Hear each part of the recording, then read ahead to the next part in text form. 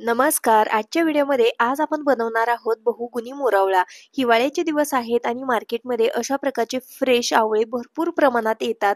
अशा वेळेस तुम्ही हा बहुगुणी मोरावळा नक्कीच बनवू शकता. व्हिडिओला सुरुवात करूयात. आज आपण अर्धा किलो आवळ्यांपासून मोरावळा बनवणार आहोत. त्यासाठी या इथं मी अर्धा किलो फ्रेश आवळे घेतलेले आहेत.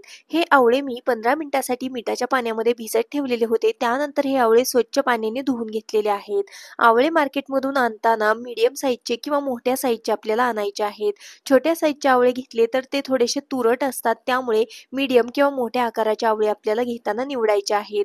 आवळ्यांवरती शक्यतो कमीत कमी स्पॉट असलेले आवळे आपल्याला इथं मोरावळा बनवण्यासाठी वापरायचे आहेत. पातेल्यामध्ये तांब्यावर पाणी उकळतं गरम केलं तर त्याच्यावरती चाळणी ठेवून हे आवळे ठेवून घेतलेले आहेत. आवळे शक्यतो आपल्याला सेपरेटली ठेवायचे आहेत. एकावरती एक आवळे न ठेवता अशा प्रकारे सेपरेटली ठेवून आपल्याला ते 15 मिनिटांसाठी शिजवून घ्यायचे आहेत. हाय गॅसवरती 15 मिनिटांसाठी हे आवळे मी शिजवून घेतलेले आहेत. त्यानंतर आवळे अशा प्रकारे सुरकुतलेले दिसतात. त्याचबरोबर आवळे अशा प्रकारे बघू शकता तुम्ही चिरलेले देखील दिसतात. म्हणजेच आपला आवळा आहे तो छान असा शिजलेला आहे. यापेक्षा जास्त आपल्याला आवळा शिजवायचा नाही. फक्त 15 मिनिटांसाठी हाय गॅसवरती आवळे शिजवले तर ते अगदी परफेक्ट असे शिजले जातात. आवळा शिजल्यानंतर चाळणी खाली घ्यायची आहे आणि आवळा पूर्णपणे आपल्याला थंड करायचा आहे किंवा कोमट करून घ्यायचा आहे. त्यानंतर आपल्याला आवळा अशा पद्धतीने फोडींमध्ये काढून घ्यायचा आहे. आवळ्याच्या आतला बी आहे तो आपल्याला बाजूला काढून ठेवायचा आहे. हा मोरावळा आज आपण फोडींमध्ये बनवणार आहोत, त्यामुळे खाणं अगदी सोयीस्कर होऊन जातं.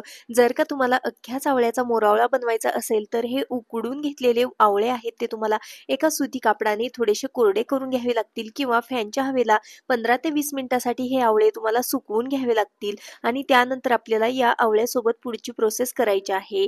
तर या ठिकाणी तुम्ही बघू शकता हे सर्व आवळे आहेत ते मी अशा पद्धतीने फोडींमध्ये काढून घेतलेले आहेत आणि याच्या आतल्या बिया आहेत त्या काढून टाकलेल्या आहेत. ज्या कढईमध्ये आपल्याला मोरावळा बनवायचा आहे त्याच कढईमध्ये या आवळ्याच्या फोडी मी काढून घेतलेल्या आहेत. पुढच्या कृतीकडे वळूयात. अर्धा किलो आवळ्यासाठी या इथं मी 450 ग्रॅम इतक्या गुळाचा वापर करणार आहे. 450 ग्रॅम गुळामध्ये अगदी परफेक्ट अशा प्रकारचा पाक बनवून तयार होतो. जर का तुम्हाला पाक आहे तो थोडासा कमी पाहिजे असेल तर तुम्ही 400 ग्रॅम गुळ घेतला तरी देखील चालू शकतं. अर्धा किलो आवळ्यांसाठी मी 450 ग्रॅम इतका गूळ आहे तो मोजून घेतलेला आहे. हा गूळ मी एका चाकूने चिरून घेतलेला आहे. गॅस अगदी लो केलेला आहे. गॅसवरती कढई ठेवली. आता यामध्ये आपल्याला गूळ घालायचा आहे. गूळ घातल्यानंतर आपल्याला हे मिश्रण आहे ते अशा पद्धतीने अधूनमधून एकसारखं हलवत राहायचं आहे. जोपर्यंत गूळ वितळत नाही तोपर्यंत. अगदी 3 ते 4 मिनिटांमध्येच हा गूळ आहे तो अगदी छान असा वितळला जातो. या पद्धतीने हा गूळ आहे तो 4 मिनिटांमध्ये अगदी छान असा वितळलेला आहे. आता गॅस आहे तो मी मीडियम ठेवलेला आहे. मीडियम गॅसवरती अधूनमधून हलवत आपल्याला अशा पद्धतीने हे मिश्रण आहे ते छान असं शिजवून घ्यायचं आहे.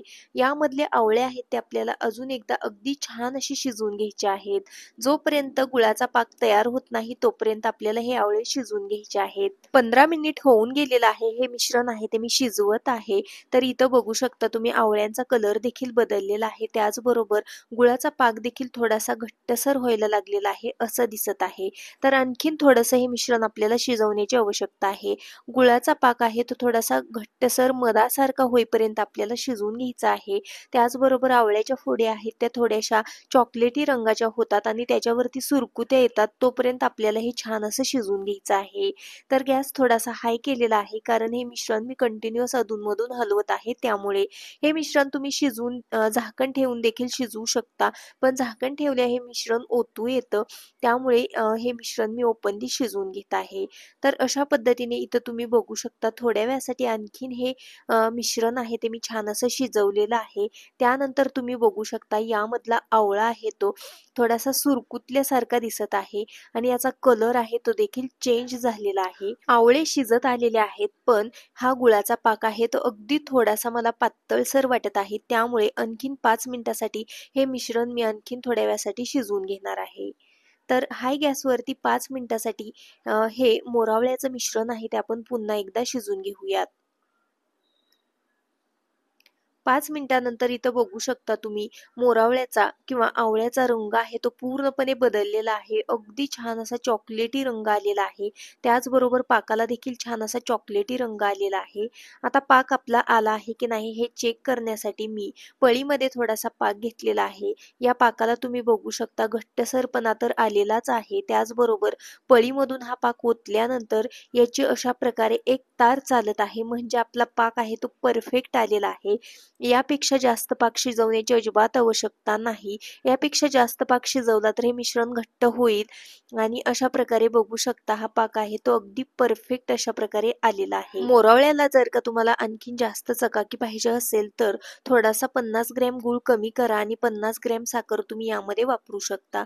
पण साखरेचा अजिबात वापर न करता गुळामध्येच हा मोरावळा मी आज बनवलेला आहे. गॅस बंद केलेला आहे. हाय गॅसवरती हा मोरावळा शिजण्यासाठी मला 35 मिनिटं लागलेले आहे. आता यामध्ये सुगंधासाठी अख्ख्याच वेलची मी फोडून घालत आहे. वेलची पूड देखील तुम्ही या ठिकाणी वापरू शकता.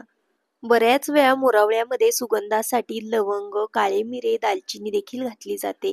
पण इथं मी फक्त सुगंध वेलची घातलेली आहे. व्यवस्थित मिक्स करूयात आणि हे आपल्याला 1 तासासाठी छान असं थंड करून घ्यायचं आहे. तर हे मी पूर्ण रात्रभर थंड होण्यासाठी ठेवलेलं होतं. आता दुसऱ्या दिवशी याला मी स्टोअर करण्यासाठी घेत आहे. तर दुसऱ्या दिवशी तुम्ही बघू शकता इथं आपला मोरावळा आहे तो अगदी परफेक्ट अशा प्रकारे बनवून तयार झालेला आहे. मोरावळा बघू शकता तुम्ही अगदी परफेक्ट बनवून तयार झालेला आहे. यामधला पाक आहे तो अगदी परफेक्ट झालेला आहे. याला रंग पण छान आलेला आहे. आता हा मोरावळा स्टोअर करण्यासाठी या इथं मी एक काचेची भरणी घेतलेली आहे. तर ही काचेची भरणी लक्षात ठेवा पूर्णपणे कोरडी असावी. याला कुठेही पाण्याचा हात लागलेला नसावा. आता हा मोरावळा आपण या भरणीमध्ये भरल्यानंतर फ्रीजमध्ये ठेवला तर तो वर्षभरासाठी टिकला जातो आणि जर का तुम्ही वरती ठेवत असाल तर 2 ते 3 महिन्यासाठी आरामशीर टिकला जातो. तर इथं बघू शकता तुम्ही अर्धा किलो आवळ्यांपासून आपला मस्त असा मोरावळा बनून तयार आहे. तुम्ही देखील हा मोरावळा एकदा नक्की ट्राय करा. तुम्हाला नक्कीच आवडेल अशी खात्री आहे. आजचा व्हिडिओ थोडा जरी आवडलेला असेल तर व्हिडिओला प्लीज एक लाईक नक्की करा. चॅनलवरती नवीन असाल तर